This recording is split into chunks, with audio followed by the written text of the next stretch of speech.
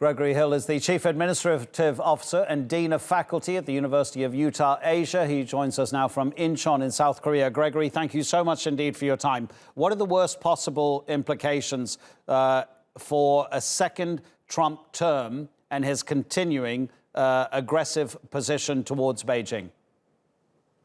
Well, one of the biggest challenges that President Trump offers China is his foreign policy approach of chaos. He primarily uses chaos to make decisions, and that leads to some instability. It affects the reputation of the United States around the world.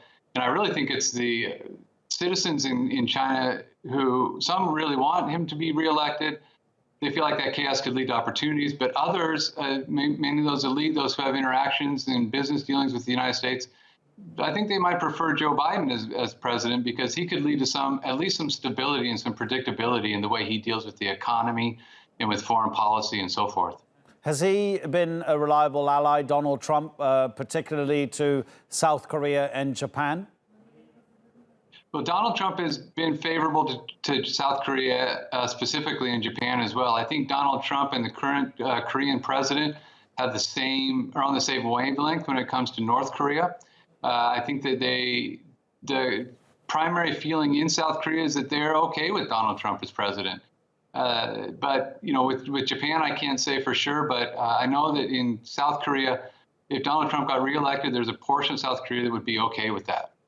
And do you see now, I mean, as we come to this critical moment, which will decide whether Donald Trump gets another 4 years or becomes just a one-term president, that all of his dealings with North Korea may have been more propaganda than substance? Yeah, the short answer to that is yes, I think so. I mean, I don't know if Donald Trump has a strategy for North Korea, frankly.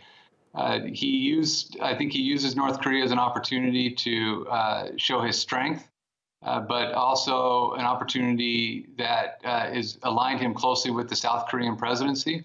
But even if he gets reelected, I'm not sure there'll be any movement on this. Donald Trump is going to need China to make any sort of movement towards denuclearization with North Korea. And I'm just not sure it's going to happen the way he's currently moving his foreign policy. Gregory, just finally, do you think that he's going to have to change his position regarding his trade war with China, given the one example of the 60-odd billion that he's made from the new tariffs imposed on China? He's pretty much given all of that away to American farmers. So you can't necessarily say that it's been particularly beneficial to all Americans, but mostly as farmers.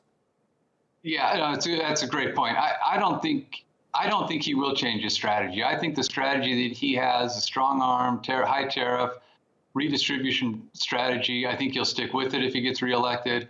And I think that, again, he'll continue to use his base, which are energy consumers, the agricultural community, energy producers, I should say.